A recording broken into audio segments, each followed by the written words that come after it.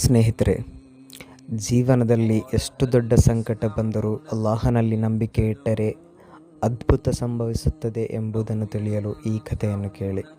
ಫಿರ್ಔನ್ನ ಸೇನೆ ಬನಿ ಇಸ್ರಾಯೇಲ್ ಜನರನ್ನು ಬೆನ್ನಟ್ಟಿ ಬಂದಾಗ ಅವರು ಸಮುದ್ರದ ಅಂಚಿನಲ್ಲಿ ಸಿಕ್ಕಿ ಹಾಕಿಕೊಂಡರು.